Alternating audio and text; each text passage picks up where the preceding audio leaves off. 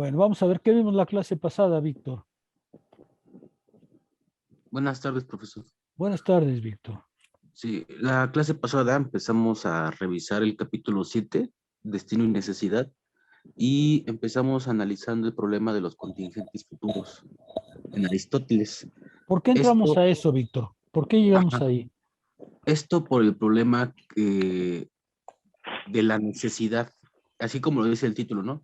De la necesidad y el destino en la filosofía estoica, ya que en la filosofía estoica se habla mucho de la providencia y el destino, ¿no?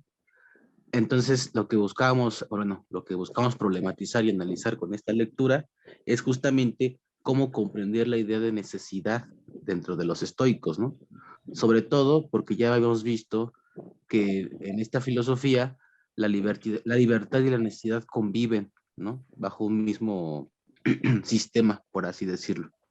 Entonces, ahorita estamos cuestionando eso. Y entonces empezamos a ver justamente en qué consiste los contingentes futuros y hablamos de cómo este problema pues inicia con Aristóteles, ¿no? O mejor dicho, Aristóteles es como el centro de la discusión en la antigüedad, ¿no? Y de forma muy sencilla, este problema se basa en que toda afirmación y toda negación es verdadera o falsa, ¿no? Y en ese sentido, si toda afirmación y toda negación es verdadera o falsa, entonces las afirmaciones futuras deben ser verdaderas o falsas y eso los haría necesarias, ¿no? Entonces, si esto fuera real, se habla de que no habría razón para deliberar, ¿no? O para preocuparse. Y esto es a lo que se le conoce como el argumento perezoso. Y esto es interesante, ¿no? Porque justamente quien refuta a este argumento perezoso es un estoico. Y entonces, esto, pienso, da lugar, ya se fue el doctor, ¿verdad? Oh, estoy aquí. Ah, y esto da lugar, justamente a pensar cómo los estoicos pues estaban preocupados para hablar de la libertad, ¿no? Porque justo Crisipo es un estoico después, que viene después de Zenón, ¿no? Y después empezamos a ver justamente cómo es que se planteaban pues problemas a este mismo argumento y se hablaba de lo posible. De hecho, en la clase hablamos mucho de lo posible, de lo contingente. Y, y vimos cómo esta idea de lo posible pues daba una entrada, ¿no? O sea, es posible que suceda y si sucede es necesario, pero si no sucede no era necesario, ¿no? Y entonces, a partir de esa idea de posible, veíamos que existía como la posibilidad de evadir la determinabilidad, ¿no? Pero después vimos cómo llega otro personaje que se llama Diodoro Crono, y esta persona complica el asunto, ¿no?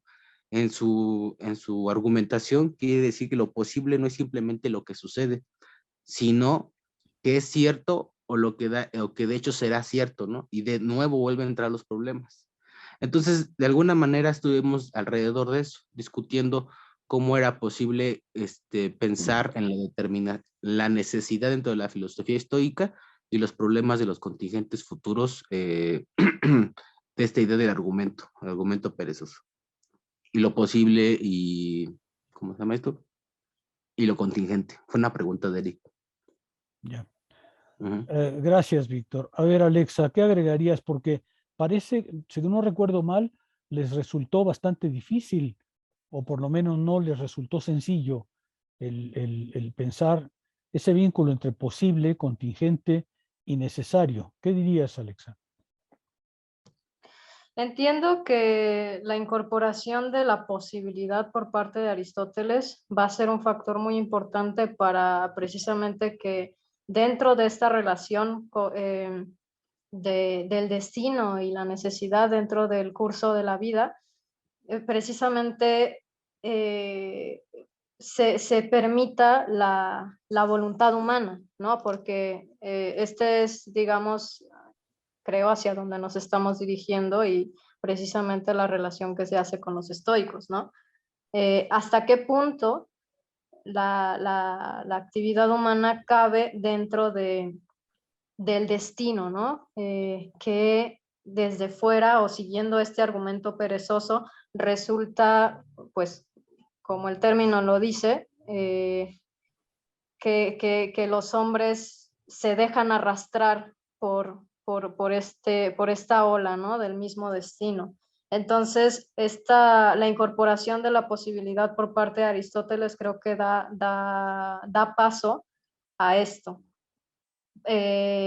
Precisamente porque, a diferencia de Diodoro Crono, que hace la relación de lo posible con la necesidad, Aristóteles menciona que lo posible va a seguir siendo posible, se realice o no. La condición de posibilidad va a seguir ahí, independientemente de si pasa o no pasa, ¿no? No tiene una conexión directa necesaria, ¿no? Entonces, toma sentido el primer argumento de lo que es necesario porque es, pero no todo lo que es necesariamente, porque si lo acoplamos a la vida, sabemos que una vida se desarrolla en el nacimiento y la muerte, pero cómo desarrollemos esa vida, ahí es en donde la necesidad ya no está impuesta, digamos, sino que es ahí en donde nuestra voluntad, nuestra actividad libre se va a desarrollar. Así es como yo lo he entendido, doctor. No sé si va por ahí. Sí, hay algunas cosas que precisar, pero gracias, está bien. Eric, a ver, tú tenías algunos problemas, si no recuerdo mal, la ocasión anterior. Me gustaría ver a dónde llegaste, dónde está tu pensamiento. Sí, doctor, tenía algunas dudas que usted muy amablemente me aclaró. A ver, yo más o menos lo podría poner así. Yo recuerdo, como ya lo mencionó Víctor, que habíamos partido a la luz de Aristóteles de que toda proposición o toda afirmación es verdadera o falsa. No obstante, y esta es la gran controversia alrededor de Aristóteles, habría un tipo de proposición que se caracteriza por determinar el futuro, ¿no? Algo así lo habíamos planteado. De tal modo que para no caer en el argumento determinista, ¿no es cierto?, que establece algo así como una ontología cerrada, Aristóteles introduce la noción de posibilidad que establece que las cosas pueden o no ocurrir. Introduciendo esa categoría, Aristóteles, ¿no es cierto?, como recurso, ya salva incluso la posibilidad de la ontología, ¿no? De tal modo que esta ya no es cerrada, ni está clausurada y por lo tanto no es determinista. Sin embargo, todos los pensadores después de Aristóteles más o menos lo pensaron de ese modo, con excepción de dos, ¿no?, que por lo menos son los que yo más recuerdo. Uno es Diodoro, ¿no?, que redefine la categoría de lo posible porque la vincula a la noción de necesidad. Lo posible, entonces, de acuerdo con esto, es lo que es cierto o lo que será cierto, pero vinculada a la noción de necesidad. Sí, porque lo que es cierto o será cierto, pues hace que lo posible quede vinculado a lo A lo necesario. necesario, exactamente. En este sentido, la noción de posibilidad queda completamente vinculada, como ya se dijo. Ahora bien, hay un segundo pensador, el que ya introdujo Víctor, que es Crisipo, ¿no es cierto? Él quiere acercarse a Aristóteles, pero piensa un poco el argumento de manera distinta. Porque Crisipo quiere vincular el tema al ámbito de la responsabilidad social. Eso a mí me pareció muy interesante. Entonces, Crisipo coincide con Diodoro y Aristóteles, es algo que, por ejemplo, dice la lectura, en que todas las proposiciones verdaderas acerca del pasado también son necesarias. Ahí coincide con Aristóteles. Sin embargo, difiere con Diodoro acerca de la definición que tiene de lo posible. ¿No es cierto? Esto es la idea de definir la posibilidad con la necesidad, como ya se dijo. Crisipo, por el contrario, si lo recuerdo correctamente, doctor, aquí se parece más a Aristóteles, en la medida en que dice que hay cosas que no sucederán, pero que a pesar de todo son posibles. Y si lo recordamos, utiliza el ejemplo de la joya. Usted utilizó el ejemplo de la selección, ¿no es cierto?, que también es válido. Y decía algo más o menos así. Es posible que una joya se rompa, aunque nunca se haya roto. ¿No es cierto? ¿Sí? Este pequeño como giro introducido por Crisipo lo que hace es como redefinir la concepción que tenemos, sobre todo del destino, doctor. Eso a mí me pareció muy, muy interesante.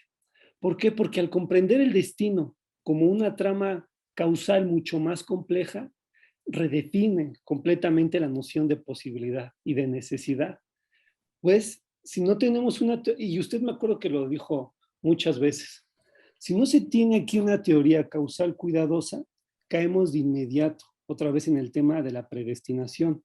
Lo que se requiere, y me gustó mucho esto, es una teoría causal que explique la diversidad, pero siempre involucrada a la acción.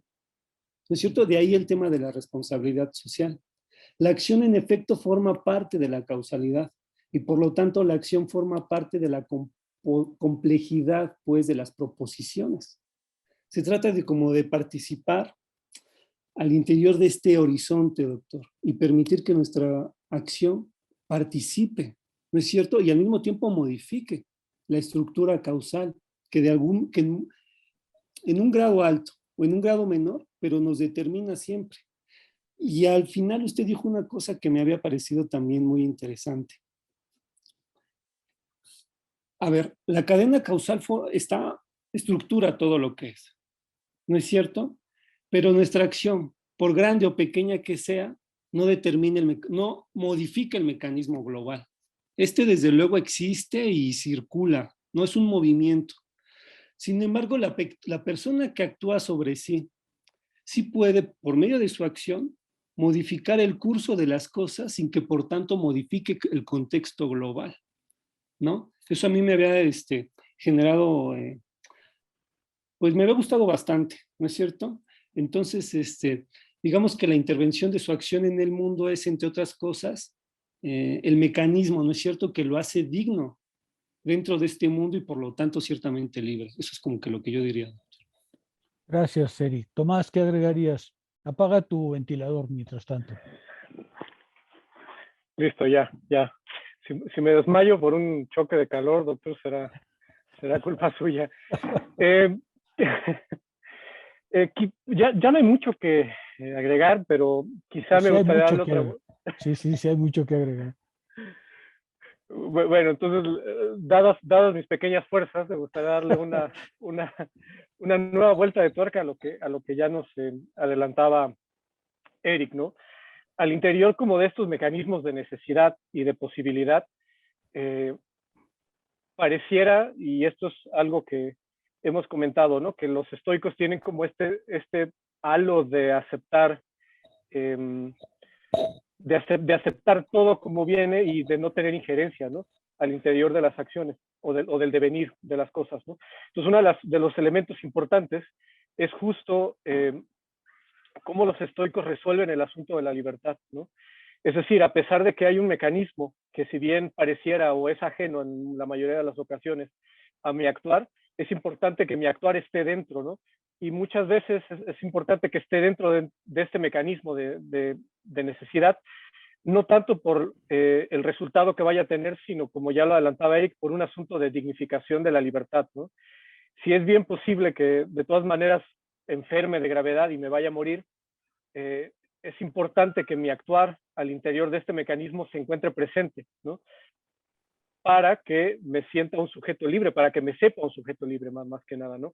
Yo les ponía este ejemplo de un familiar mío que decía, es que me voy a ganar la lotería, pero nunca he comprado el boleto de lotería, ¿no? Me pareció un ejemplo sintomático porque si no está la injerencia del sujeto, si no está la injerencia del sujeto, porque es una categoría muy reciente, si no está la injerencia del individuo al interior como dentro de este mecanismo global, pues da igual si existe o no, ¿no? Entonces, es importante justo considerar, a pesar de que tenga pequeñas acciones, mi actividad, ¿no?, al interior de todo este movimiento cósmico.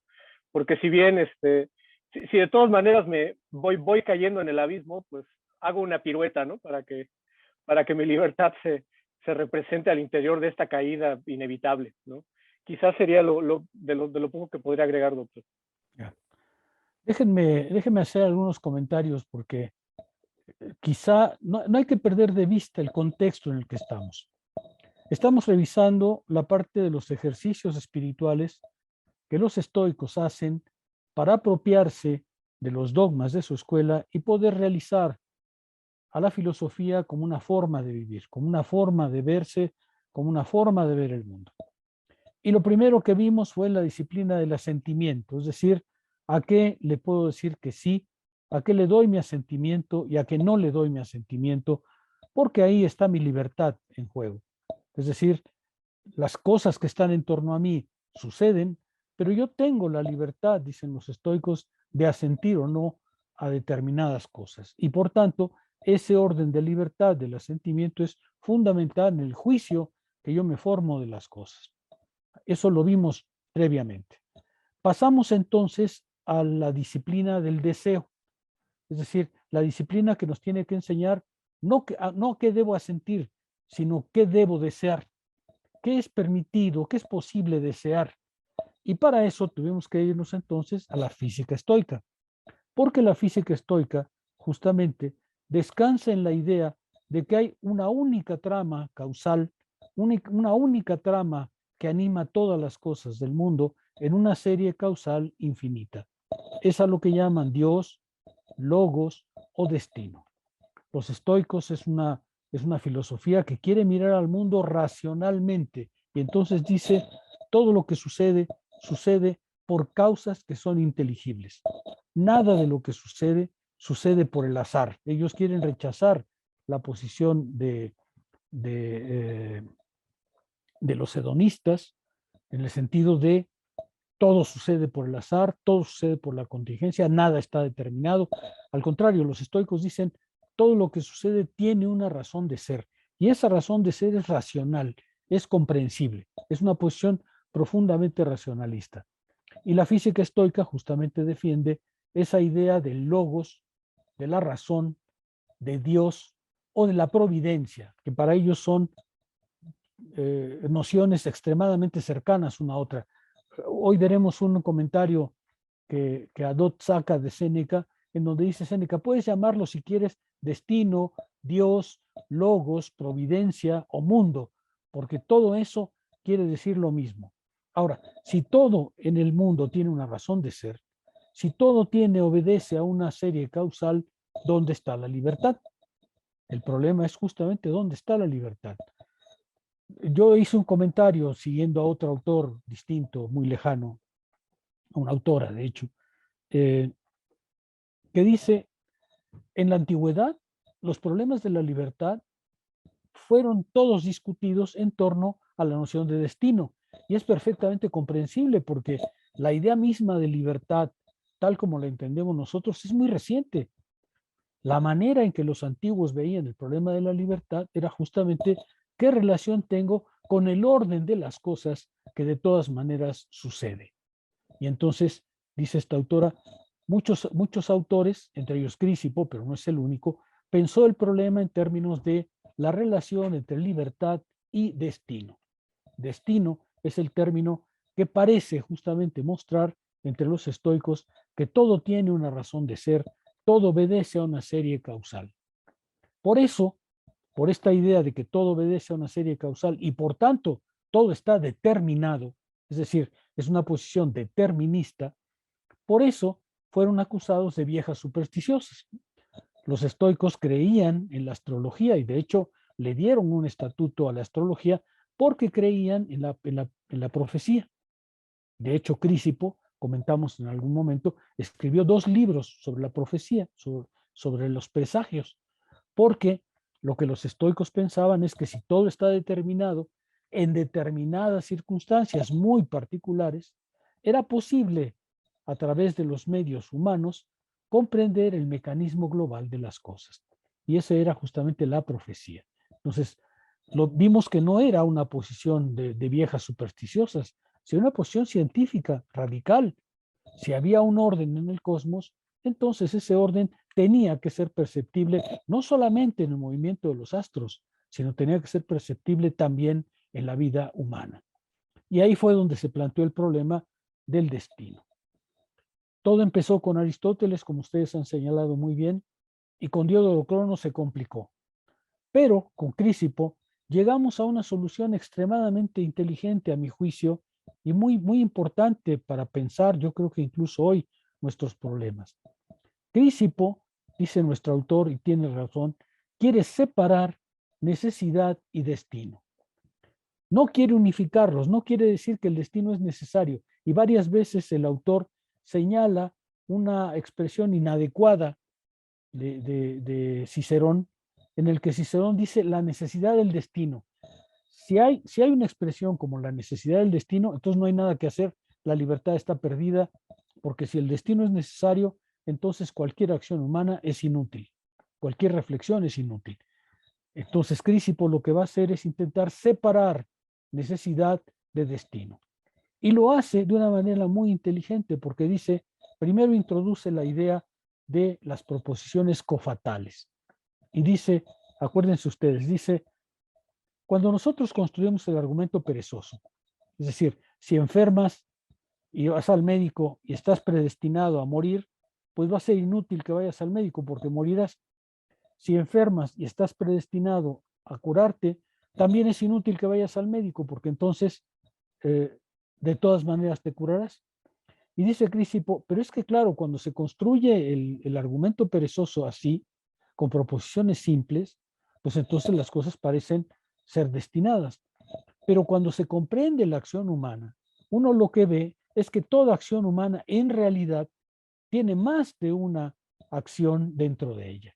Es decir, si tú te enfermas y vas al médico, ahí hay dos cosas ya separadas, no son la misma cosa.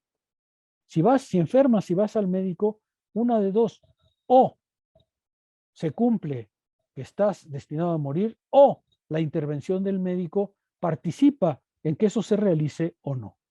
Y a eso Crisipo le llamaba cofatales. Es decir, dice Crisipo, hay que tener una versión mucho más clara de lo que sucede, porque para que las cosas sucedan, no suceden únicamente con una proposición. Mañana habrá una batalla naval. No, mañana habrá una batalla naval si persas y griegos se encuentran en el mar, si el tiempo lo permite, si la estrategia de los generales se cumple, en fin, hay cofatales, dice Crisipo para empezar. Y luego nos dice, efectivamente, lo que sucede es que hay una serie de causas en juego, una serie de causas de las cuales él distingue dos, las causas que él llama básicas y las causas que él llama próximas. Y lo muy original de Crisipo es justamente decir que las causas básicas, es decir, las causas de la cosa, son las causas principales y no las causas próximas. Es decir, el ejemplo que él pone es el del cilindro y el cono. Para que se mueva el cilindro, hace falta una fuerza externa, una causa próxima. Alguien debe empujar el cilindro. Pero esa causa próxima no es la única que determina el tipo de movimiento que habrá. Ciertamente participa en el movimiento, pero la causa importante no es la causa próxima, sino la causa básica, la forma del cilindro. Es decir, en el caso de los seres humanos, la causa básica es la disposición interior del alma del que va a actuar. Ciertamente, en el mundo que nosotros actuamos, hay una serie de causas que nosotros no causamos, una serie de causas próximas, externas a nosotros, que nos vienen de fuera porque somos seres de la naturaleza, porque no podemos escapar a ello. Pero lo importante no está ahí, dice Crisipo, lo importante está en las causas internas, en las causas que llevan al sujeto a su acción y que dependen, ellas sí, por completo, de su disposición interior. Cierto, su disposición interior tampoco es gratuita. Su disposición interior, nos ha dicho Crisipo, también está determinada por cosas como el destino. Por ejemplo, una mala educación. Por ejemplo, pues si te apellidas Guzmán, del Chapo Guzmán, y así. Por supuesto, hay cosas que vienen de fuera y que tú no decides aún en ti.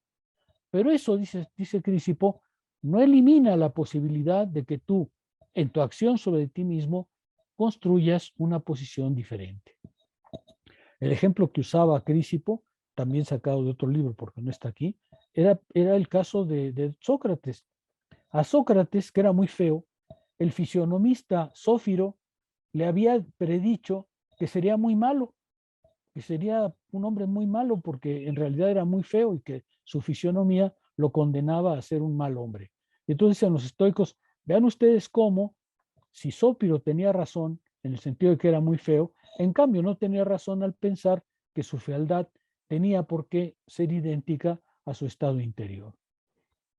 Crisipo entonces introduce eso que él llama una diferenciación de causas, que son solo dos, pero que pueden ser muchas más, para poder explicar cómo, si las cosas suceden en el mundo por una necesidad, las cosas siguen sucediendo por una necesidad, las cosas no están destinadas.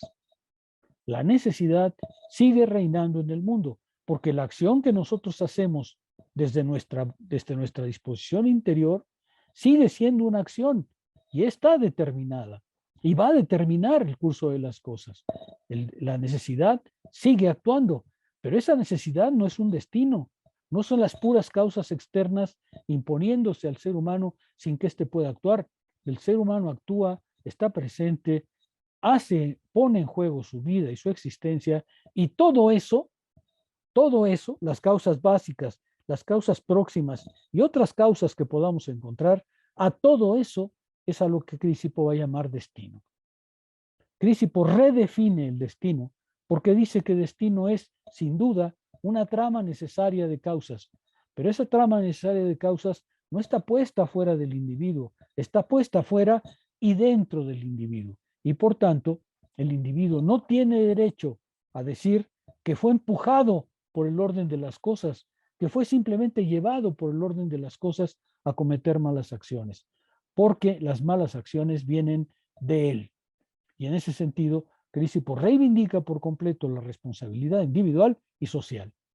El ser humano no puede decir simplemente el destino me empujó ahí, porque el destino para Crisipo no es solamente las causas externas, las próximas, sino que son también las causas externas, las próximas, pero también las básicas y todas aquellas que el sujeto pueda introducir en una trama causal, en una red causal. ¿Sí?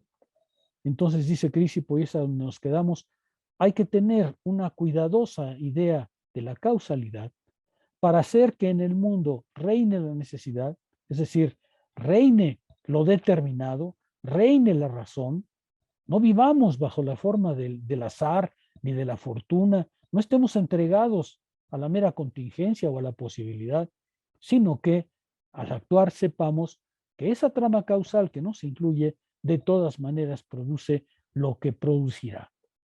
En una definición que adelantamos un poco, pero que está más adelante en el libro, dice, para Crisipo el destino es lo que será, no lo que ha de ser. Y lo que será incluye las causas externas y las causas básicas, mi disposición interior, que también forman parte de la trama causal de este mundo. Claro que hay cosas que yo no puedo vencer.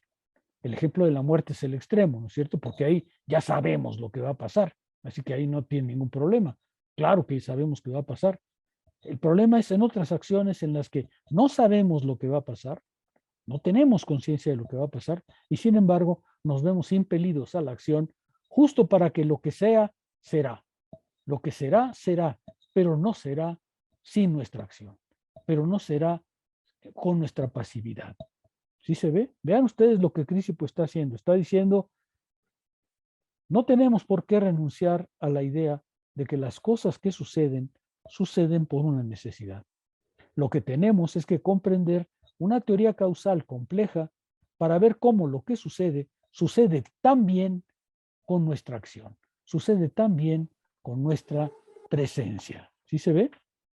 Eso es lo que está defendiendo Crisipo, y a mí me parece muy interesante porque lo que está diciendo Crisipo es nuestra idea de libertad no puede ser creer que estamos fuera de la naturaleza, que estamos fuera y que nosotros de repente introducimos en el mundo una causa no se sabe cuál.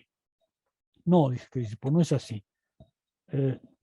En un comentario no sé si de este autor o de otro, dice, es que la filosofía moderna resuelve el problema devolviéndole al sujeto la capacidad de actuar de otro modo. Pero claro, bajo esa noción de actuar de otro modo, lo que se oculta es el azar. Un hombre malo pues, puede actuar bien alguna vez, y un hombre bueno puede actuar mal alguna vez, y entonces entramos en el orden de lo arbitrario, en que la libertad quiere decir yo soy la causa incausada de mis actos. Los estoicos no quieren eso, dicen no, tú no actúas libremente, simplemente obedeciendo al imperativo categórico. No, tú actúas por una disposición interior, y esa disposición interior es también causada, tiene una razón de ser, y entonces van a decir los estoicos, los hombres malos generalmente hacen cosas malas, y dos hombres o dos individuos colocados ante la misma situación no reaccionan igual, porque no tienen una disposición interior idéntica. Entonces, ellos piensan que la libertad existe en un mundo necesario. Eso es lo que a mí me parece que es muy interesante como salida de Crisipo. Y a mi juicio, muy importante para pensar incluso hoy la libertad moderna. ¿Qué piensan? ¿Va más claro? ¿Alguna pregunta? ¿Algo que quieran reforzar para terminar el artículo? Yo sí tengo una pregunta. A ver, Víctor. Esta discusión de Crisipo, se supone que estábamos en la física, ¿no? Pero como que volvimos a entrar a la lógica, ¿no? ¿Y a la ética? O sea, ajá, bueno, sí, porque desde el principio dijimos que la filosofía estoica es una unidad, ¿no? Así es. Pero me llama la atención porque justamente Diodoro era un erístico, ¿no? No, Y justamente, Diodoro era un lógico de la escuela de Megara. es que, bueno, como veíamos esta idea de los próximos y de ¿cuál era? Las causas básicas y causas próximas, Ajá. me parecía que dije, de repente, ahí estamos otra vez en la lógica. Y Sí, entonces por sí. eso la Estamos en la pregunta. lógica porque Diodoro, sí, a ver, tengo que checarlo, ¿eh? Yo tenía esa impresión, pero ahorita que me lo preguntas, debo checar en mi diccionario, pero en principio Diodoro Crono pertenecía a la escuela de Megara, que era una escuela de lógica fundada por alumnos de Sócrates. Y claro, se introdujo la lógica por eso, porque se trataba de dialécticos, ¿no? Directamente. Y eso nos llevó a la lógica. Ahora, es interesante esto porque las modalidades, es decir, la posibilidad, la contingencia y la necesidad, siempre van a estar vinculadas, y Hegel lo va a acentuar, siempre van a estar vinculadas a lo que podemos afirmar acerca del orden de las cosas, siempre.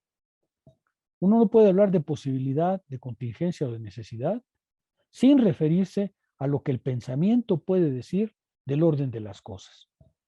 Cuando pensamos en lo posible, en lo contingente o en lo necesario, de alguna manera estamos vinculando nuestro conocimiento al orden de las cosas. Hay diferentes versiones en las filosofías, obviamente, pero ese vínculo es real. Es decir, no es solo cuestión lógica, es una cuestión epistemológica también. En el sentido, para Hegel incluso va a ser una cuestión metafísica, pero en todo caso, lo que está claro es que si México juega el Mundial, tiene como posibilidad el ganar. Y de eso se trata, de pensar lo que va a suceder. ¿Sí queda claro, Víctor? Sí, gracias. Sí, pero tienes razón, obviamente estamos en la lógica y estamos en la ética también, porque lo que está en el fondo es la libertad. Desde Aristóteles, ¿no? Aristóteles por eso mete lo posible, ¿no? Para decir, no, sí, sí. ¿Te acuerdas? Él usa el verbo griego boulestai, es decir, ya no tiene caso reflexionar, pues ya que si mañana habrá una batalla naval y el destino es necesario, pues entonces ya no vale la pena reflexionar, ¿no? Entonces, Aristóteles obviamente está preocupado por el problema de la responsabilidad. ¿Algún comentario más? Es un artículo interesante, ¿no les parece? Y está vinculado justamente con el tema de la libertad. Y por eso este preámbulo es necesario para que cuando entremos a la disciplina del deseo, con Marco Aurelio, veamos qué es lo que realmente puedo desear. Si quiero vivir una vida ética realizada, los estoicos tienen que decir, yo debo saber qué puedo esperar. ¿Por qué? Porque si yo me entrego a deseos imposibles, si yo me entrego a deseos inalcanzables, pues voy a sufrir voy a sufrir más. Yo necesito comprender cómo son las cosas para saber qué puedo realmente esperar sin que mis esperanzas se vean frustradas. ¿Sí? ¿Sí se alcanza a ver? Uno podía vivir bajo la idea de yo sobreviviré al COVID aunque no me vacune nunca. Bueno, pues mire, esa idea pues es su idea, pero mientras no conozca usted la naturaleza de lo que está pasando, pues en realidad no está siendo libre, nomás está siendo arbitrario, ¿no? ¿Sí queda claro? La disciplina del deseo va a ser justamente esa que nos diga, ¿qué puedo esperar? ¿Qué es razonable esperar? ¿Cómo debo comprender el mundo y mi posición en él? ¿Sí queda claro? ¿Algún comentario más? Vamos a avanzar un poco más para terminar el artículo y pasamos a la disciplina del deseo. ¿Está bien? Dice Sí. el autor que Cicerón, en 3 pasajes del de Fato, tan era un problema la cuestión del destino, que Cicerón le dedica un libro, ¿no? Justamente donde aparece Crisipo, o más bien, en donde Cicerón nos reporta las afirmaciones de Crisipo.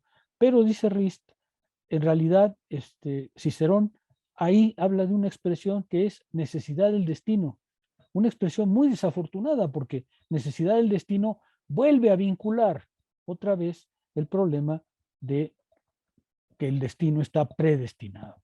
El destino entonces se convierte en lo que ha de ser y entonces la libertad se acabó. El autor hace un pequeño paréntesis diciendo que Crisipo se distingue de Cleantes. Cleantes había sido el sucesor directo de Zenón, pero Crisipo pertenece a la primera generación. Si ustedes encuentran a Crisipo en los resúmenes de los estoicos, verán que pertenece a la primera generación de estoicos. Es lo que se llama el estoicismo antiguo. Luego viene el estoicismo medio, pero son otras cosas que no tocaremos. Crisipo pertenece a la primera generación. Entonces se distingue de Cleantes porque Crisipo piensa, a diferencia de Cleantes, que la providencia existe, está presente y la providencia también es necesaria.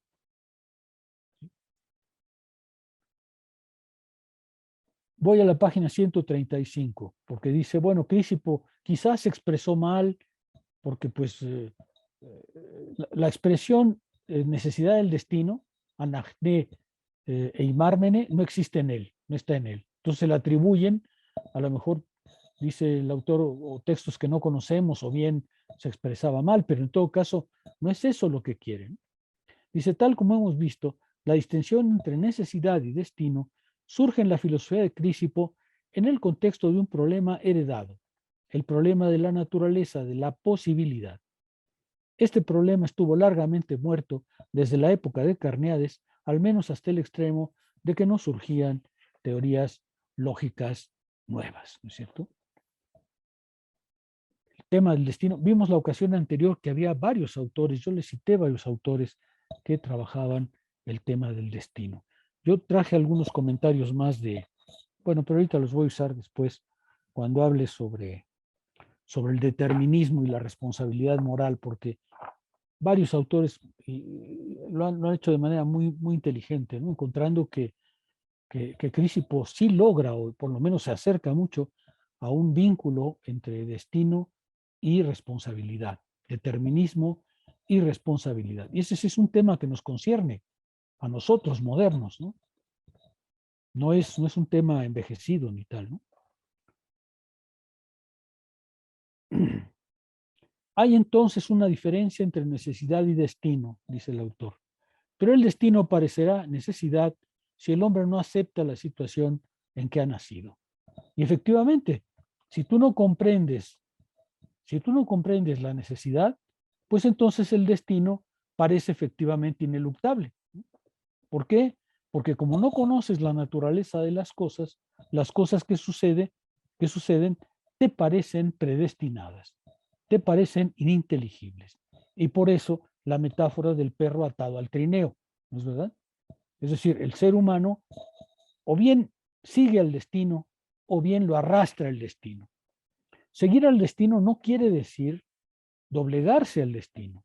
Seguir al destino quiere decir comprender la naturaleza de las cosas y actuar dentro de esa naturaleza, sabiendo que de todas maneras en el mundo reina la necesidad y que las cosas pasan por una razón y no por el mero azar.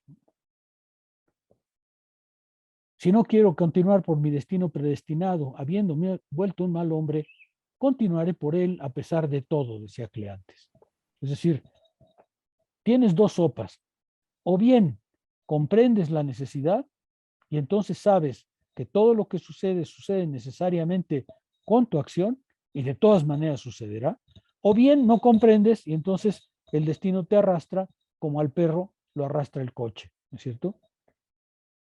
Tú dices cuál es la posición racional que quieres seguir, ¿no es cierto? Dice, pero la razón del mundo conoce todo lo que está predestinado. Por ello, tal y como insiste Crisipo, todo lo predestinado es providencial. Lo que está predestinado es providencial, pero eso no es todo lo que funciona en la necesidad. En la necesidad, además de la providencia que provee el orden de las cosas, está la acción humana. Y otra vez, insisto en ese punto para que se comprenda bien. Crisipo llama destino a toda la serie causal, no nada más a la providencia y no nada más a las causas próximas. Crisipo llama destino a toda la serie causal, lo que será por las razones que será. Déjenme hacer un pequeño paréntesis para que vean. Hay una parte en la lógica de Hegel en que Hegel dice lo mismo, ¿no? Hegel dice, la cosa es porque es. La cosa es porque es. Y Hegel no está diciendo, somos predestinados. No. Está diciendo, la cosa es porque es, porque las razones que la llevan a ser están ahí. Y si las razones que llevan a la cosa a ser están ahí, la cosa va a pasar. Simplemente va a pasar, ¿cierto? Si tú te pones a torear coches en la calzada de Ignacio Zaragoza, pues te van a atropellar. Eso no es ningún acto de predestinación, ¿no? Simplemente, si tú amenazas al mundo con una acción de esa naturaleza, pues te va a arrollar. Y no es que estemos inventando, es que decimos simplemente las posibilidades de que un autobús te atropelle toreando coches en la Ignacio Zaragoza son altísimas. Simplemente lo que sucede será porque tiene la fuerza de ser. Dice, el estoico no lucha, sigue. Los destinos conducen al hombre que lo desea y arrastran al que no lo desea. ¿Sí se ve? Pero ha introducido ya la noción de responsabilidad, porque justamente ha dicho, tu acción forma parte del destino. Lo que aquí sí pues quiere vincular efectivamente la noción de determinismo, con la noción de responsabilidad. ¿Sí? Dice, algunos cursos de acción importantes existen y se imponen, pero algunos otros cursos de acción están en nuestras capacidades y por tanto somos moralmente responsables. Moralmente responsables. Ahí es donde voy a hacer algunas lecturas de unos textos que también trabajan el tema. Estoy leyendo un libro que se llama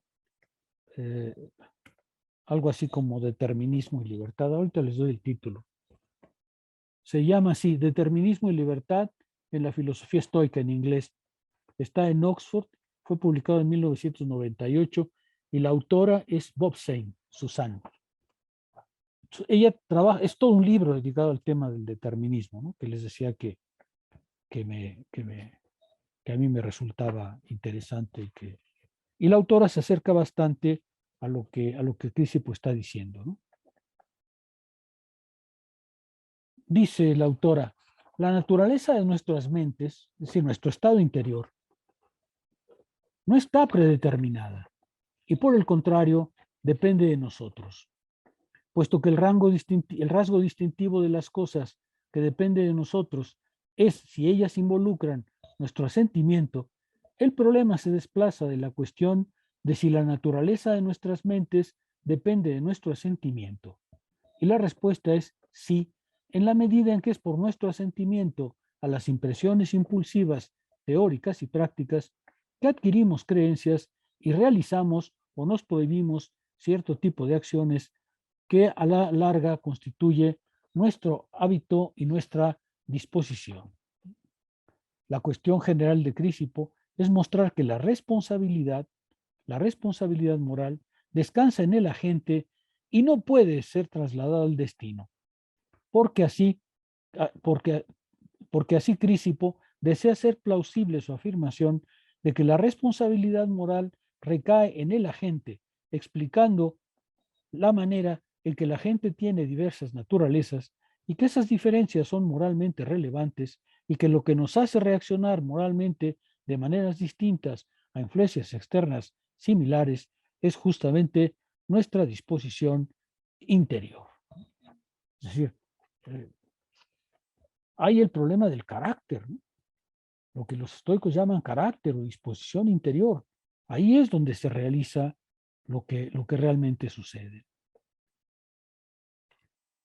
Dice la autora, podemos ver igualmente qué clase de libertad es la que Crisipo presupone para la responsabilidad moral. Este concepto de libertad no es el mismo que el concepto de lo que está en nuestro poder, o sea, lo que depende de nosotros, ni es el concepto de lo que sucede debido a nosotros. Su idea de libertad está presupuesta en ambas cosas. La responsabilidad moral para una acción está basada directamente en una dependencia causal. Una acción sucede debido a mí. Si yo, en tanto que ser racional, y yo, en tanto que ser racional, soy causalmente responsable de ello.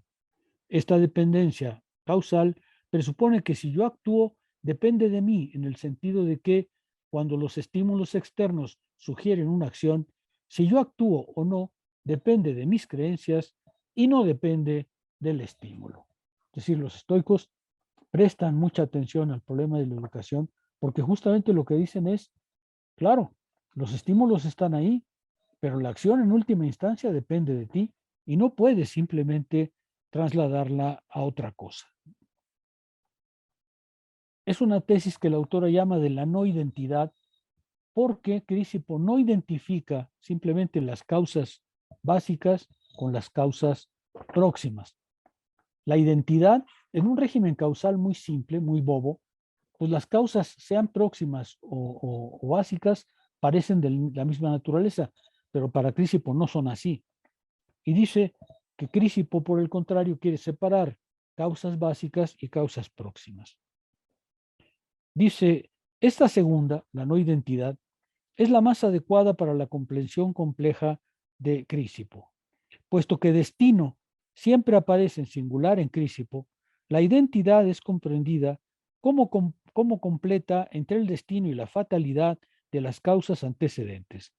De acuerdo con esta interpretación, lo que Crisipo ha hecho en Cicerón es lógicamente limitar el alcance del destino y crear algún espacio para el agente y lo que depende de nosotros, sin por lo tanto hacer un cambio en la nomenclatura correspondiente.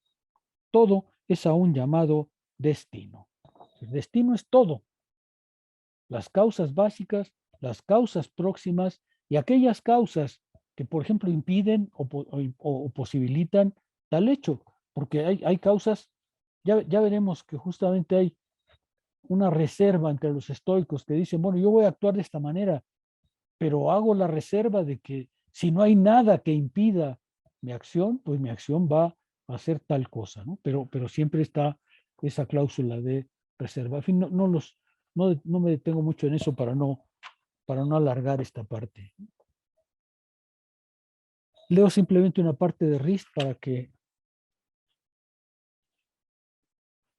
dice, la cuestión que nos concierne, sin embargo, es que los juicios morales realizados por el hombre maduro son dependientes de la educación recibida, y estos juicios son morales en el sentido de que pueden merecer la alabanza o la condena.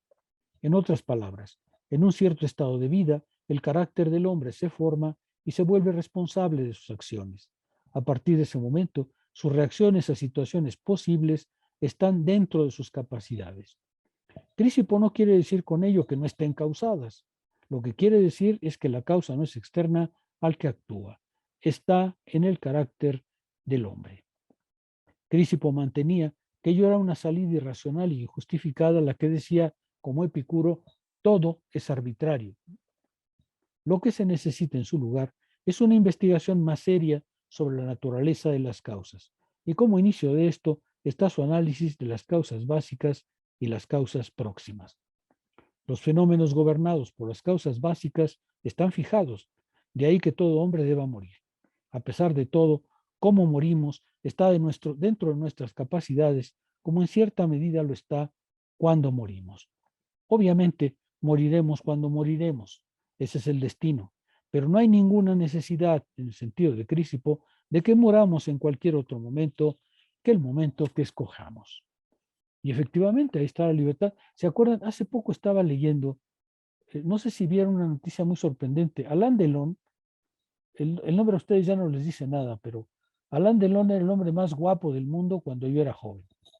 Punto. Es un francés. Alain Delon, a lo mejor si ustedes ven cine del pasado, bueno, lo han encontrado, pero Alain Delon era el hombre más guapo del mundo, y efectivamente era muy guapo. Hace unas semanas anunció, él vive en Francia, hace unas semanas anunció que se mudaba a Suiza porque quería pedir el derecho a la eutanasia. Resulta que ha tenido 2 crisis cerebrales importantes, y entonces escribió una carta en la que decía algo así como: envejecer es una porquería, ¿no? Envejecer es una mierda directamente, ¿no? Entonces decía, al diablo, yo no voy a morir envejecido y destrozado. Entonces se va a mudar a Suiza, porque en Suiza la eutanasia es voluntaria, y entonces va a pedir que acaben con su vida porque a su juicio él no quiere seguir adelante. Hace muchos años, es curioso, a mí no me parece una razón de esa, pero hace muchos años había una cantante, también en Francia, porque los franceses no ven el suicidio como negativo, tienen una alta valoración del suicidio. Y entonces había una cantante griega, por cierto, que se llamaba Dalida. Si ustedes ponen Radio 620, que pasa música de cuando yo era joven, van a oír, algún día oírán a Dalida. Bueno, Dalida, cuando yo vivía en París, se suicidó. Debe haber tenido unos 50 años, cuando mucho. Y también dejó una carta que decía: no quiero envejecer. Y se quitó la vida directamente. O sea, aparentemente hay personas que temen a la vejez y deciden que es mejor cortar la vida. Bueno, todo esto para decir, por supuesto que moriremos, pero cuándo y cómo y qué razón está en nuestras manos, ¿no es cierto? Termino. El destino para Crisipo es lo que será, no lo que ha de ser. Esa me parece una expresión muy feliz del autor. El destino para Crisipo es lo que será, y lo que será está determinado causalmente, tiene razón de ser, pero no es lo que ha de ser, es decir, lo que pasa por encima de mi acción, lo que pasa por delante de mí sin que yo pueda hacer nada. Si el destino fuera lo que ha de ser, entonces en los términos de Crisipo, todas las causas serían causas básicas y nada estaría dentro de nuestras capacidades. ¿Sí?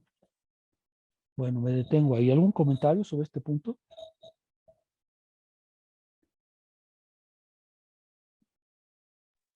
Yo tengo una pregunta. A ver, Víctor. Y creo que Eric también, me parece. Sí, al principio, antes de que iniciáramos el curso, al tratar de meterme así como esta situación de la filosofía estoica, percibía que, al menos como las maneras en que hoy se piensa, esta filosofía suele ser como que la empaña una idea de conformismo, ¿no? Como de confórmate con lo que tienes y hasta ahí, ¿no? Ajá. Ahora lo entiendo más. Ahora entiendo que este asentimiento implica un conocimiento, ¿no? Implica un conocimiento de la naturaleza, de las causas, ¿no? Y sí, de alguna manera trae una sensación como de tranquilidad, ¿no? O si no de tranquilidad, tan siquiera de en qué ocuparte, ¿no? Mientras lidias con la frustración. Pero justamente mi pregunta es, ¿cómo lidiar con... Yo puedo comprender, ¿no? Yo puedo comprender el estado de cosas, puedo comprender mi responsabilidad, pero después todavía me puedo sentir frustrado, ¿no? ¿Y cómo lidio con eso? O sea, ¿cómo lidio con la frustración? Es parte de mi libertad, pero aún así no puedo vivir en paz, ¿no? Con esa frustración. No, ahí entra justamente el tema de las pasiones, ¿no? ¿Te acuerdas, por ejemplo, cómo se define el miedo? El miedo se define como un pretendido mal que te espera en el futuro. Si tú tienes miedo, por ejemplo, porque te vas a enfermar, pues lo que estás dejando es justamente que crezca una pasión. Ahora, ¿cómo remediar esa pasión? Los estoicos ya te dijeron, uno, si va a estar en riesgo tu vida, piensa que tu vida, aun si es un preferible, un indiferente preferible, no es lo más alto, no es lo más alto. Es decir, tú tienes que decirte, voy a enfermar o estoy enfermo, ¿cómo debo reaccionar? Ahí depende de ti. Si tú dejas que crezca el miedo, pues lo único que va a pasar es que conoces el peligro, pero te dejaste dominar por la pasión. Los estoicos dicen, ya le dimos las armas para que sepa justamente cómo juzgar. Ya le dimos las armas para que sepa cómo debe comportarse ante una situación de esa naturaleza, ¿sí? Yo ponía el caso, la ocasión anterior, de los niños con cáncer. Vean ustedes, o sea, son niños que saben, ya saben perfectamente que va en juego su vida. Ahora, ¿cómo reaccionan? Los niños pueden reaccionar diciendo, pues, me dejo caer, ¿no? Los niños seguramente tienen una contextura moral diferente a la nuestra todavía. Y sin embargo, enfrentan las cosas con una valentía. Eso es estoicismo en el sentido de que, por supuesto por supuesto que tienen miedo, pero ese miedo queda detrás del valor de enfrentar la situación, de enfrentarla a toda costa y con gran alegría, ¿no? Ojalá y los adultos pudiéramos tener una reacción así. Eso es lo que los estoicos dirían, ¿no? No basta conocer, además tienes que saber qué elegir, a qué dar tu asentimiento, qué esperar y sobre todo cómo reaccionar ante esa situación. ¿Sí queda claro? Sí. El conocimiento no es más que una parte de la disciplina del asentimiento. Y esa te enseña a decir, pues mira, ¿no? Por ejemplo, a ver, hace años un amigo nos contó ahí en la universidad que encontró algún billete de lotería la tarde anterior y que no lo había comprado pues, no le pareció adecuado. Que resulta que al día siguiente se enteró que ese billete había sido premiado y estaba muy decaído, ¿no es cierto? Estaba muy, muy decaído. Entonces yo le dije, bueno, yo te sugiero que vayas en esa época había el Blockbuster, ¿no? Entonces dije, mira, ve ahí y renta la película Nosotros los Pobres, para que te consueles, ¿no? Date cuenta que lo que perdiste fue algo que nunca tuviste, ¿no? O sea, no tiene sentido que te dejes caer en la tristeza porque en realidad nunca lo tuviste. Sí, claro, tú puedes dejarte dominar por la amargura, pero eso es dejarte llevar por una pasión. Y entonces lo que los estoicos dicen es, eso es lo que hay que evitar a toda costa. ¿Sí queda claro? Es la pasión la que hay que evitar. El conocimiento no es más que una parte del proceso. La física te enseña qué desear y la lógica te enseña a qué decir que sí y a qué decir que no.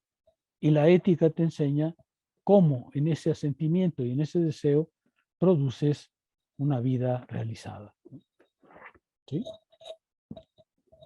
¿Sí queda claro? Sí. Gracias. Bueno, vamos entonces a la disciplina del deseo en Adot, que es lo que originalmente nos había convocado, ¿no es cierto? ¿Qué encontraron ahí? Cuéntenme. Es un capítulo extremadamente largo, y muy interesante, muy, muy interesante. A ver, ¿qué encontraste ahí, Alexa?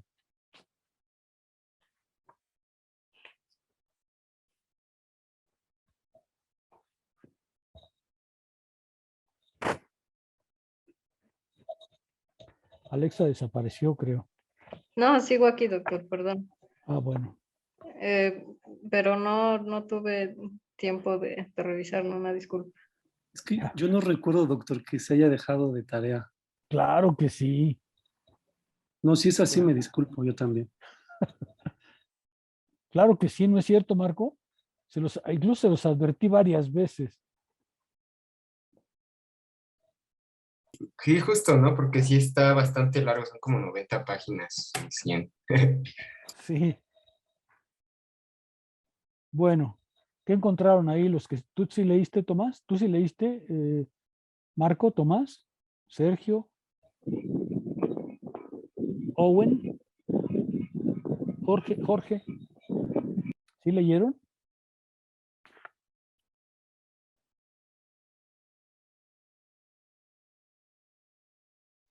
¿Qué tal, doctor?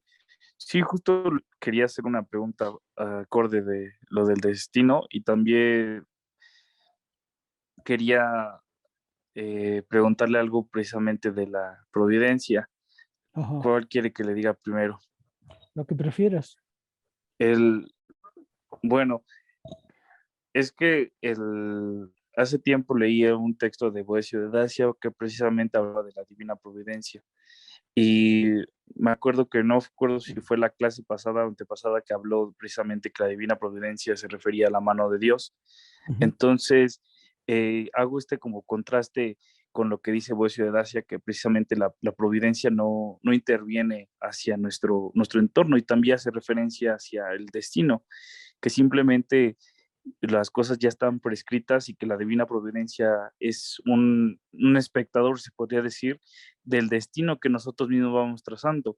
Y también quiero entender que eso es, el fin de cuentas, el libre albedrío, de que tenemos nosotros la libertad de poder decidir cómo es que sea lo de nosotros, pero que la providencia, digamos que no nos desampara en el aspecto de que no nos deja solos, pero que simplemente se encuentra ahí viendo, ¿no? Como cuando tu papá te está cuidando de que no te vayas a caer en los juegos, pero no va y te agarra luego, ¿no? Quiero entender lo que... Y hace contraste a esto de la mano de Dios, ¿no? Porque me imagino que la mano de Dios hace referencia a que te está como ahí cuidando y agarrando, ¿no? Y que te va orientando, se podría decir, ¿no? A ver, yo no puedo responder sobre Boecio porque no conozco esa parte de su pensamiento, pero entre los estoicos, la providencia es la presencia manifiesta del destino, ¿no? Es decir, el destino es una trama causal, es una trama permanente, es una trama necesaria que está en el orden de las cosas, pero que se manifiesta justamente, los estoicos dicen literalmente, ella muestra que Dios no se ha olvidado del mundo que creó. Esa es la manera en que ellos entienden a la providencia. Creo que Saulo Gelio que tiene una opinión así. La providencia es la manifestación de que Dios no se ha olvidado de los hombres, que los creó, el movimiento global los creó, pero no los ha abandonado. Está ahí una y otra vez. Entonces, en ese sentido, para los estoicos, providencia es esa manifestación, la prueba de que el mecanismo global del destino no ha olvidado a los seres humanos y que se presenta constantemente. Ese es entre los estoicos. Con Boecio no te podría decir si hay diferencia, porque hasta donde yo sé, Boecio no es estoico. Pero en todo caso, entre los estoicos, providencia es eso. Y de hecho, ¿te acuerdas que en este capítulo hay una parte en donde dice Crisipo que se peleaba con Cleantes porque Cleantes pensaba que la providencia no estaba predeterminada? Dice Crisipo, pero ¿cómo no? Pues si todo está predeterminado, la providencia también tiene que estar. Solamente que providencia es la manifestación de ese destino, la presencia otra vez de que la razón no ha olvidado a los hombres. Y eso lo vamos a encontrar varias veces en Marco Aurelio. Y la otra pregunta, ¿cuál era? que eran, porque estuve checando precisamente del tema del destino, porque como que es un tema muy interesante, aunque luego no necesariamente se tiene que inmiscuir a la filosofía, que el destino, como usted lo dice, es algo predeterminado, pero al fin de cuentas ahí podría ser que al ser algo predeterminado, realmente entraría en cuestión lo que sería nuestra voluntad de, como tal, de vivir, o como ya está predeterminado, tenemos una voluntad predeterminada. Bueno, es que de hecho hemos tratado todo el tiempo de eso, ¿no, Gwen? Destino era, ¿por qué destino ya no aparece en filosofía? Pues porque ya no tenemos esa relación con el mundo exterior que tenía el mundo antiguo, ¿no? Imagínate el mundo antiguo en el que hay muchas cosas de la vida natural, de la vida objetiva, que no se comprenden.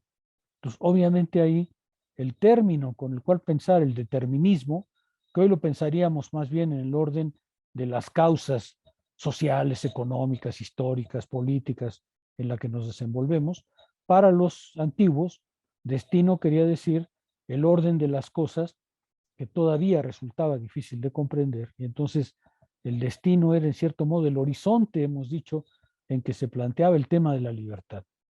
El destino era necesariamente el vínculo, o más bien el horizonte, el campo en el que el tema de la libertad se desplegaba. ¿Existe la libertad humana? Pues ellos tenían que pensarla en relación con un orden causal que suponían, como los estoicos, que existía, pero que tenía, por supuesto, un grado de conocimiento todavía muy, muy bajo, ¿no? Lo notable de los estoicos es que hayan colocado la razón en ese horizonte, ¿no? Y luego sí, por supuesto, lo que los estoicos han dicho es, el destino existe. ¿Por qué? Porque ellos afirman que hay un orden causal en todas las cosas. Pero la pregunta siguiente es, ¿y la libertad humana existe en esas condiciones o no? Y ya vimos la respuesta estoica. ¿Sí? Sí, doctor, muchas gracias. Bueno, muy bien, vamos a ver los que leí. Tomás, no sé si me respondiste, si leíste o no. Solo las primeras páginas. La verdad es que también estaba en el entendido de que seguiríamos hoy con Risto. Bueno, vamos al texto. ¿Qué encontraron ahí, Marco? ¿Qué encontraste ahí? Pues justo empieza hablando un poco de las funciones principales del hegemonicón según la tradición estoica, ¿no? Veíamos, se hace una distinción entre el principio de la hormé y el principio del asentimiento, ¿no? La hormé es por un lado el impulso, el querer, estas afectaciones y movimientos que generan en nosotros representaciones, ¿no? O fantasías. Por el otro lado está el asentimiento, que es el ámbito de las... pues sí, el ámbito del conocimiento y de la presentación de las cosas ante pues, la conciencia, ¿no? El autor hace una distinción entre lo que Epicteto y Marco Aurelio entienden inscribiéndolos en esta tradición estoica, porque ve que entienden por las funciones principales del hegemonicón, ¿no? Haciendo énfasis en que Marco Aurelio tiene un tratamiento, por así decirlo, más específico del hegemonicón y que hace una distinción de tres funciones principales, ¿no? El asentimiento, el deseo y el principio activo. Y vemos que desde aquí se construye también toda una sistematicidad que va desde la ética hasta la física y que pasa también por la disciplina del ejercicio espiritual, ¿no? Marco Aurelio, en este afán de ser más preciso que Epicteto, distingue entre el deseo y el impulso activo como lo ineficaz y lo que sí produce, ¿no? Son dos aspectos de la voluntad que dependen uno de lo afectivo y otro de la motricidad, ¿no? En este sentido, también es importante señalar que hay una relación en el estoicismo muy importante entre la pasión y el deseo. Por un lado está lo que nos representamos o lo que buscamos experimentar, o más bien lo que experimentamos o que buscamos experimentar, y por el otro lado lo que nos representamos, los que no, como aquello que hacia lo que nos comportamos de manera pasiva, ¿no? Esas representaciones que generan una pasividad en nuestra alma. Estos dos principios se vinculan, o la pasión y el deseo están vinculadas, en tanto que lo afectivo o el estado emocional del alma es esta fuerza externa que nos somete, ¿no? Y justo relacionándolo un poco con Rist, vemos aquí la sistematicidad del estoicismo, en cuanto que Crisipo ya hacía esta distinción entre causas básicas y próximas, ¿no? Aquello que es externo, las causas internas, las causas externas. Entonces hay que hacer una conceptualización del destino a través de la unidad de estas dos, ¿no? Acción y movimiento en Marco Aurelio, y esta cuestión de la iniciativa por lo que queremos y no queremos hacer, ¿no? La distinción o el discernimiento ante lo que debemos dar el asentimiento y ante lo que no tenemos que dar el asentimiento, ¿no? Lo motriz es justamente esta fuerza interior que nos que busca fortalecerse, o no sé si así decirlo, elaborarse, ¿no? A través del ejercicio espiritual, y justo esa es la importancia del ejercicio espiritual y cómo se inscribe una sistemática del ejercicio espiritual en diferentes expresiones, ¿no? Vemos el ejercicio de la muerte, el ejercicio de la circunscripción del yo, de la circunscripción del presente, como diferentes aspectos en la que el asentimiento, el impulso y el deseo se manifiestan, ¿no? En el presente con respecto a la muerte. Entonces vemos justo toda esta sistematicidad del estoicismo, en cuanto que todos estos principios están dirigidos a esta lógica vivida, ¿no? A vivir la lógica del estoico como este compromiso existencial, ¿no? Creo que eso es lo que empieza manejando un poco el autor. Sí, efectivamente, ¿no? Dice aquí, hay una suerte de desdoblamiento de la voluntad. Por un lado, el deseo, que es algo que viene de fuera, algo que parece que recibo exteriormente, y por otro lado, el impulso a actuar, que ese, por el contrario, depende de mi naturaleza. Y entonces hay a la vez esto que llamábamos causas próximas y causas básicas.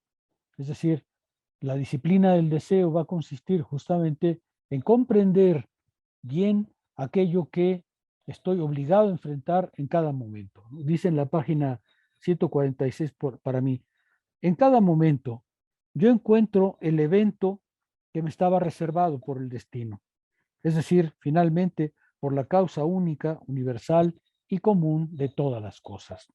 La disciplina del deseo consistirá pues en rehusar desear otra cosa que lo que quiere la naturaleza del todo, es decir, rehusar querer algo diferente a lo que quiere la naturaleza del todo.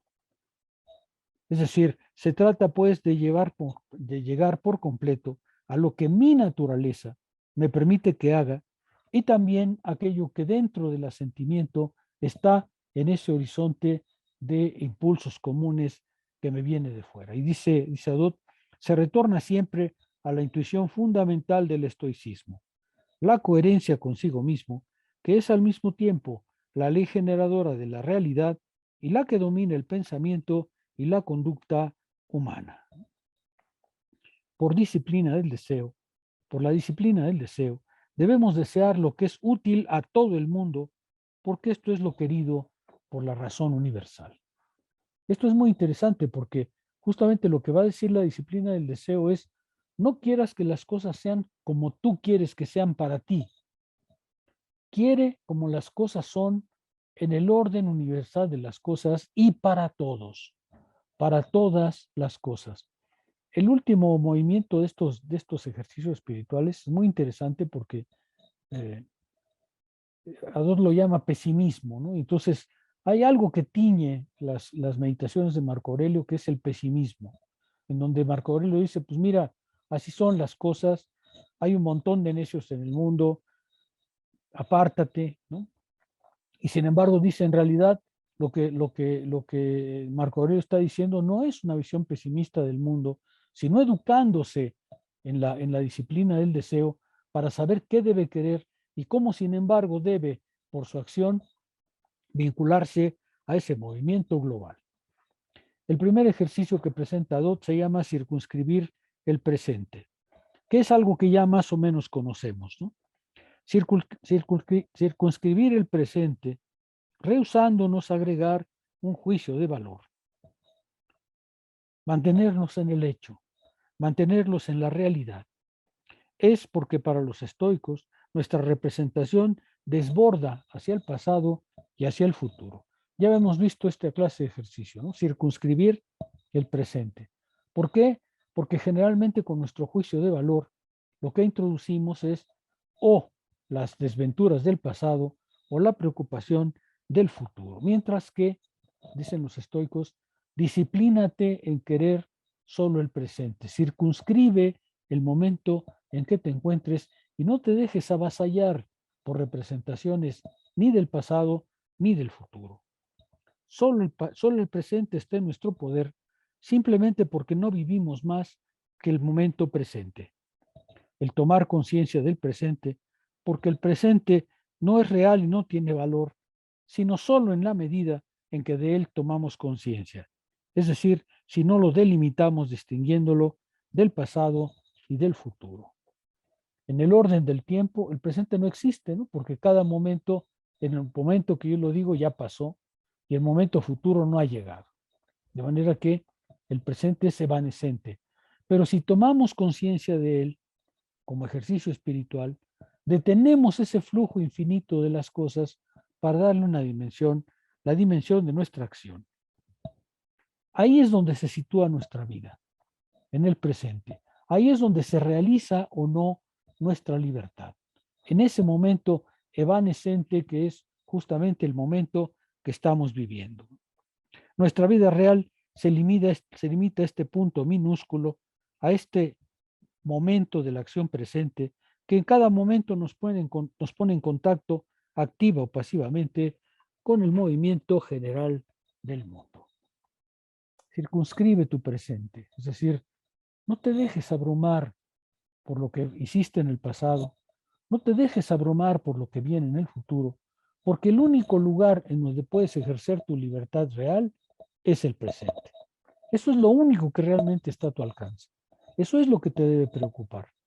Todo lo demás no hace más que colocarte en la imaginación y desviarte del momento de tu propia acción. Dice literalmente Marco Aurelio, no te inquietes representándote por adelantado la totalidad de tu vida. No te inquietes poniendo en el futuro, seré un gran filósofo, seré invitado en Harvard, seré reconocido en la universidad, ¿no? Llegaré a nivel 3 del SNI. No te inquietes, mira, en realidad eso no está del todo en tu poder. En tu poder está trabajar hoy, en tu poder está activarte hoy, en tu poder está tener hoy la actitud adecuada. ¿Qué sucederá en el futuro? Pues mire, eso solo parte de tu acción lo decidirá, ¿no? Hay muchas cosas que van a pasar que no está en tus manos y no debes inquietarte de esa manera.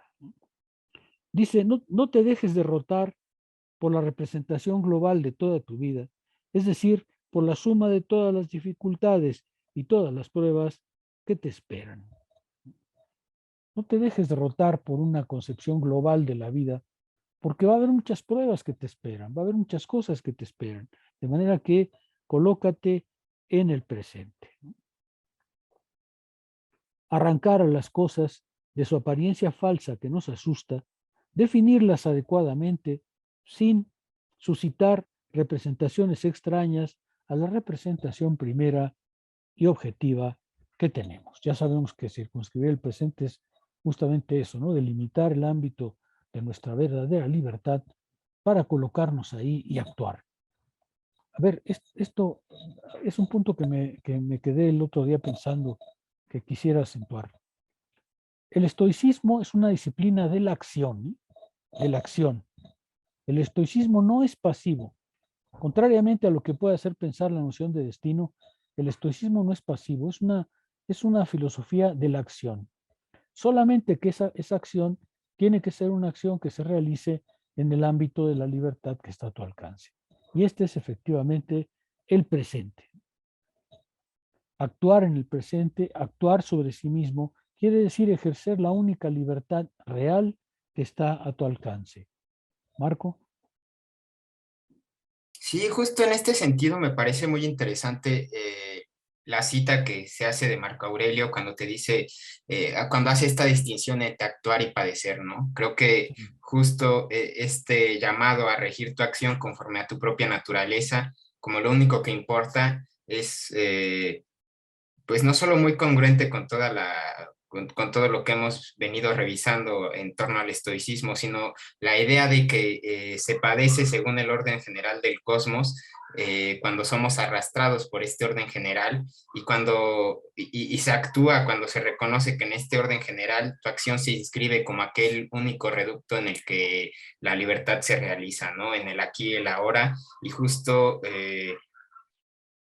en la oportunidad, ¿no? Me gusta mucho esa concepción del aquí y el ahora como el valor absoluto de la acción en el presente, ¿no? A mí me parece justo muy, muy potente toda la concepción de la acción que depende de uno y que tiene un valor absoluto, ¿no? Para el estoicismo, porque justo nos enseña que las condiciones en las que se despliega nuestra acción no son en realidad lo más importante, sino que vivir y desplegar en un cuidado, vivir en un constante vigilarse, para que no ocurra nada en nuestra vida que no reconozcamos dentro del orden cósmico, me parece pues sumamente tranquilizador, ¿no? Sereno, como esta idea de Marco Aurelio y el mar, ¿no? El mar tranquilo, Sí, porque justo, pues este valor absoluto en distinción con este padecer y ser arrastrado como por el carro, ¿no? claro. Tienes razón, tienes razón. Dice, es preciso en este mismo instante transformar nuestra manera de pensar y de actuar. Ahora o nunca. Es vivir el instante presente con tal intensidad y tal amor que toda una vida, en alguna medida, está contenida aquí y aquí concluye. Fíjense, es un ejercicio muy interesante, ¿no? Dice, efectivamente, vivir el presente con tal intensidad y tal amor que toda una vida se concentra en este momento específico. ¿Se acuerdan ustedes que los estoicos decían, en realidad, lo que tienes que hacer como ejercicio espiritual es prepararte? Lo que importa en la filosofía es justamente esa preparación para el fin que te das. ¿Se acuerdan ustedes? Hay una metáfora muy bonita de los estoicos que dice, mira, tienes que actuar como el tirador de arco que quiere darle al blanco. El tirador de arco que quiere darle al blanco tiene que preparar su arco, preparar la flecha, tensarla bien, ¿no? Aceitar su arco, apuntar cuidadosamente, mantener la respiración y disparar. ¿Acertará? Pues mira, eso ya depende de otras cosas, de si el viento, de si la fricción, de si... Pero lo que a ti te toca es prepararte todo el tiempo como el tirador de arco o como el bailarín. Prepararte para hacer un buen papel en la vida. Tú necesitas prepararte para hacer un buen papel en la vida. Y eso es lo que está a tu disposición en cada momento, en cada instante. Es decir, actúa con la conciencia de que preparándote apuntarás hacia el blanco. ¿Lograrás o no eso? Eso es otra cuestión. El caso es que tú necesitas darte esa preparación para poder alcanzar los fines que te propones, ¿no? Y justamente el presente, ese momento que no tiene otra realidad, dicen los estoicos, que la que tú le creas, es aquello que te permite realizarte a ti mismo, transformarte a ti mismo, modificarte a ti mismo justamente ahora. Es un eterno presente, por decir así, es vivir cada momento del presente, en un presente continuo, en un presente en la duración. ¿Sí se ve? Ese es el ejercicio espiritual primero.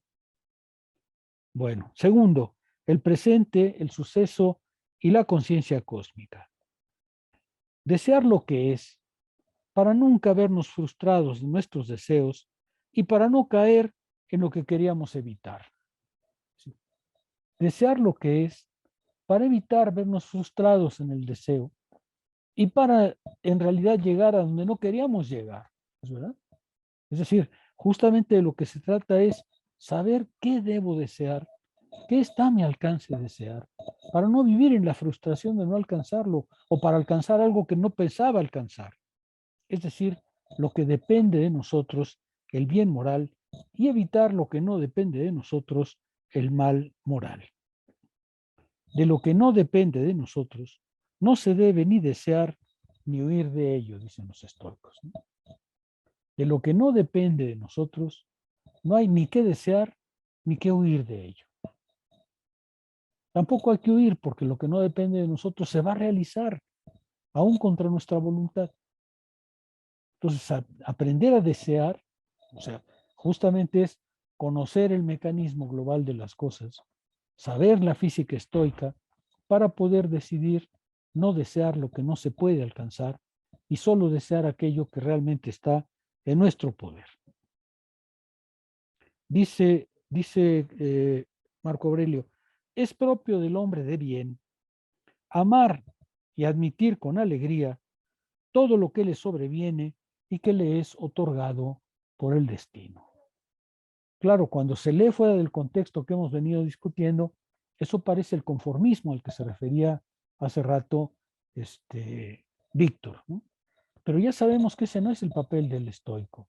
El estoico no se conforma, simplemente dice, voy a seguir al destino justo para no verme frustrado y porque lo que un hombre de bien debe hacer es amar las cosas que el destino ha preparado para él, reconciliarse con el orden de las cosas. Es decir, transformar por completo su punto de vista individual respecto al orden global.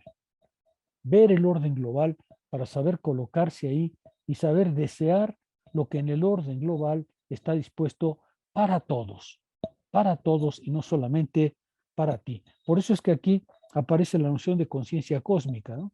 Porque debes cambiar la perspectiva de tu vida.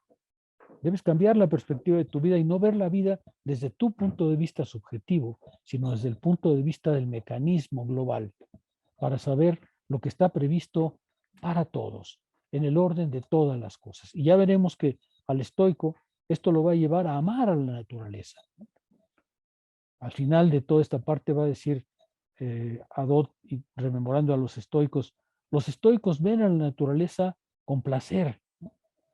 Aún las cosas repugnantes que tiene la naturaleza, las fauces del león, por ejemplo, los dientes del tiburón, pues lo ven desde el punto de vista de el destino lo ha querido así, el orden de las cosas lo ha querido así, tiene su belleza en sí misma. Claro que desde mi punto de vista parece repugnante, pero no debo verlo desde mi punto de vista. Necesito cambiar la perspectiva en que veo las cosas, en que me coloco ante el presente. Si algo me sucede en el presente, es porque ha sido producido por la totalidad universal de las causas que constituyen el cosmos.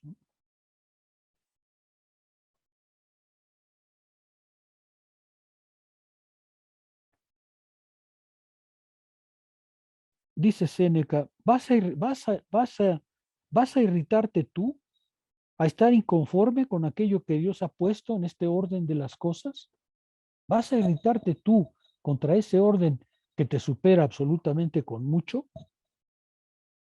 Los estoicos, dice, y ya habíamos hablado un poco de eso, los estoicos hacían uso de las tres moiras. Clotho, la tejedora, la quesis, la que distribuye la suerte, y atergos, la inflexible. O sea, la tejedora del destino es una de las moiras. La que distribuye la suerte, la que te distribuye la fortuna, es otra de las moiras. Y la tercera, la inflexible. Es decir, deja tejer a la tejedora. Deja tejer el acontecimiento que ella espera. Las moiras son justamente eso. ¿Se acuerdan que De ahí viene la noción de destino. ¿Se acuerdan ustedes que decíamos Eimármene justamente trae como participio pasado, viene de las moiras, y las moiras son esas tres deidades que tejen el destino de cada uno, que son inflexibles ante él y que en realidad distribuyen la suerte para cada uno. Y eso era lo que entendían los antiguos por destino, la suerte que a uno le toca. No se trata pues de tener un amor egoísta, sino de tener un amor de las partes entre sí y de las partes con el todo. Y dice Adón muy bellamente, una armonía, una co-respiración, una co-respiración, una respiración conjunta, un mismo aliento entre el individuo y el destino, entre el individuo y el orden de las cosas. La disciplina del deseo consistirá, pues, en colocar cada suceso en la perspectiva del todo. Pero esto es, desde luego, una parte de la física filosófica. Las cosas que pasan, las cosas que nos pasan, no son algo indiferente para el estoico, pues, siendo la presencia de la providencia, es preciso amarlas, es cuestión de quererlas. Y dice de manera muy, muy bella Epícteto en su manual, no quieras que lo que sucede suceda como tú lo quieres. Está muy bonito, ¿no? La expresión. No quieras que lo que sucede suceda como tú lo quieres, sino desea que lo que sucede suceda como suceda y tú serás feliz. Con eso terminamos hoy la sesión de hoy. No quieras que lo que sucede suceda como tú quieres, sino desea que lo que sucede suceda como sucede y tú serás feliz. No juzgues desde la perspectiva individual. No quieras que las cosas pasen como tú quieres que pasen.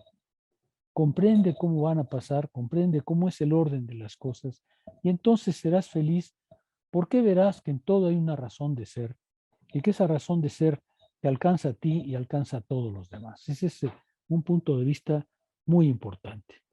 Dice Marco Aurelio, todo lo que armoniza conmigo, perdón, le dice al destino, todo lo que armoniza contigo, armoniza conmigo, oh mundo.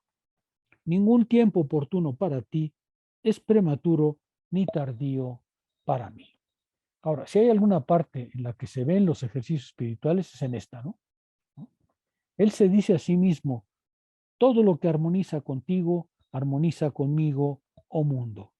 Ningún tiempo oportuno para ti es prematuro ni tardío para mí. Fíjense, se lo está diciendo a sí mismo mientras escribe, ¿no?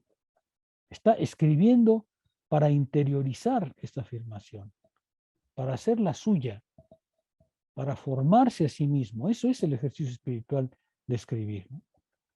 Es traer un dogma estoico, pero no bajo la forma dogmática de repetir lo que sabe, sino darle una forma tal que al mismo tiempo que se ejercita escribiendo, ejercita su alma para hacer de eso una obligación, un reflejo, una naturaleza. Ese es el ejercicio espiritual. Ahí se ve muy bien. ¿Sí queda claro?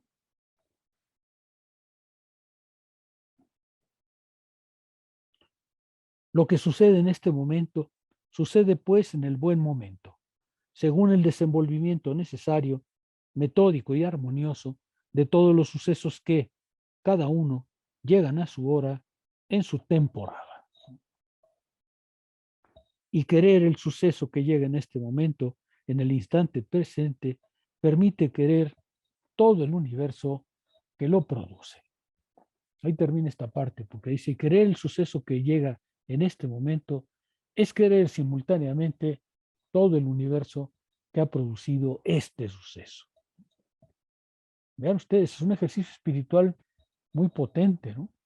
Es cambiar la perspectiva de uno, modificar la concepción de las cosas, elevarse en la reflexión, saberse en el orden del mundo.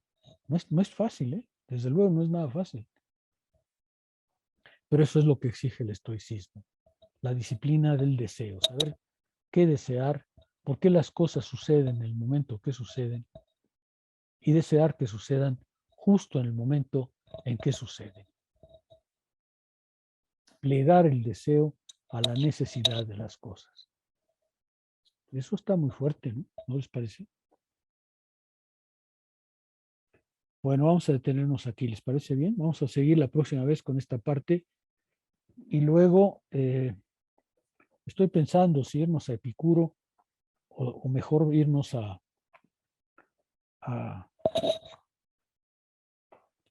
Epícteto, porque no hemos hablado nada de Epícteto. Y creo que es muy importante comprender, al menos en parte, Epícteto. Ya lo decidiré, ya se lo sabe saber.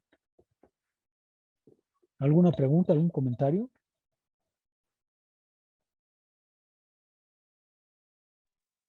Yo creo que habría que tomar en cuenta, porque es el libro de la Ciudadela Interior, ¿no? Sí.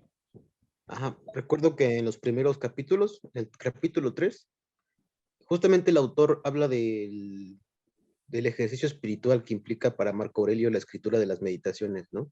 Sí. Y de hecho expone toda esta discusión en torno al género de la obra. Entonces, él relata cómo Marco Aurelio, al hacer sus notas, tenía la idea, ¿no?, detrás de ellas, de los dogmas, ¿no? Claro. Era una manera de, como de mnemotecnia, ¿no? Por así decirlo. La manera en que por así decirlo, era como la manera en que Marco Aurelio estudiaba, ¿no? Entonces, Interiorizaba, memorizaba. ajá. Entonces, sobre lo que usted dice de que es difícil, sí es difícil, ¿no? Pero Marco Aurelio, detrás de todo eso, ya tiene los dogmas, ¿no? Como a lo que se refiere Pierre Hadot. Claro. Entonces, sí es complicado, pero todo ese trabajo va implícito también atrás de un trabajo del conocimiento, ¿no? Un trabajo teórico, un trabajo de comprensión de la naturaleza, ¿no? Claro, pero son simultáneos, ¿no? Aquí la Ujú. gracia es que son justamente simultáneos. A ver, ¿alguno de ustedes ha hecho este ejercicio en la crítica de la razón pura? ¿Cuál? El de escribir la crítica de la razón pura para interiorizarla. No. Todavía no cumplo, siempre que pregunto a la crítica de razón pura, me acuerdo que usted dice, nadie se memoriza el principio, ¿no? Y siempre que la veo, abro el libro y veo el principio y digo, me lo voy a memorizar para cuando el profesor lo pregunte. Y siempre que pregunta sobre la crítica de la razón pura, se me olvida. Gracias. ¿Ya ven la diferencia? Marco. Ay, me encanta.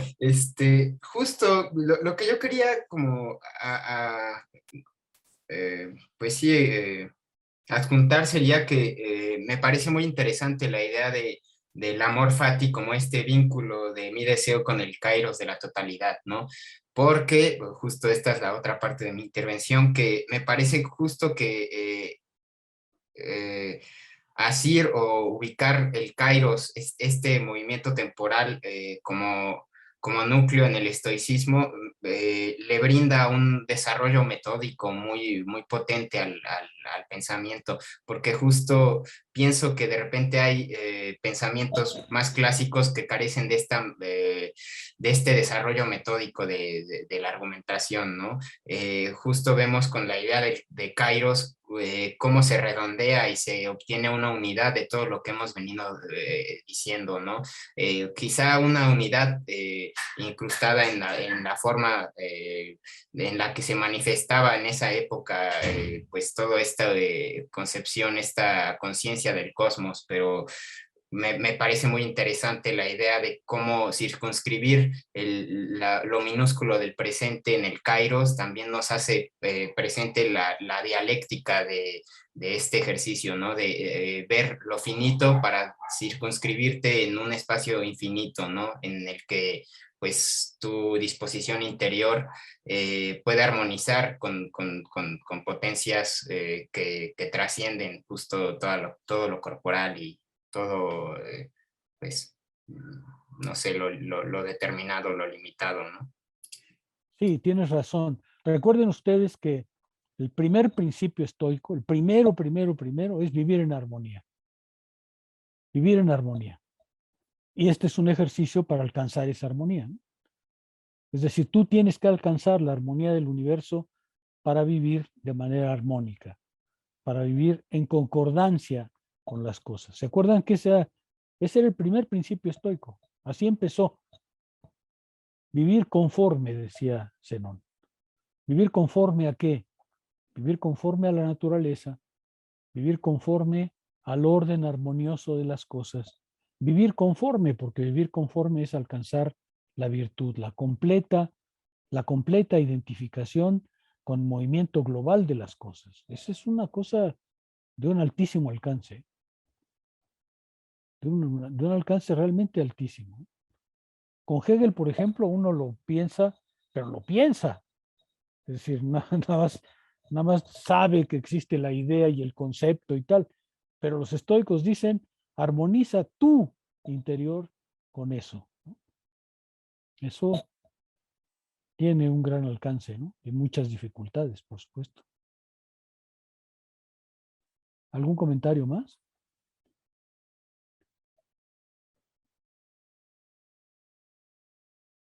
Bueno, si no hay ningún comentario, nos vemos la próxima vez. Me parece que el jueves no hay clase y el martes tampoco, de manera que nos veremos de este jueves en 8, ¿ok? ¿De acuerdo? Sí, nada más tengo una Sí, pregunta. doctor. Terminaríamos este capítulo y después usted nos avisaría si continuamos con Epicteto o con Epicúreo, ¿no? Sí, sí, Ok, sí. ok. Yo creo que Epicuro no, porque le dedicaríamos muy pocas cosas a él. Mejor irnos a Epicteto y ya veremos cómo pasamos la parte final, ¿no? Porque de todas maneras hay trabajos muy interesantes de Adot y también de Irene Adot acerca de Epicteto o Epicteto. Nunca sé, he preguntado muchas veces cómo se pronuncia y nadie sabe con exactitud, así que vacilaremos en eso. Ah, bueno, pensé que era solo mi duda eso. No, es que ya le pregunté a algunos que se pretenden estoicos de toda la vida, ¿no? Y no pudieron resolverla definitivamente. Bueno, creo que tú quieres preguntar algo, Víctor, ¿o no? Creo que no, ¿verdad? Ah, no, era manita de adiós. Ah, bueno. Vale, pues nos vemos entonces la próxima ocasión. Tendrán oportunidad de leer esto largamente, porque es un texto largo. ¿Ok? Bueno, nos vemos entonces. Cuídense. Hasta luego, Muchas profesor. gracias. Hasta luego, profesor. Gracias.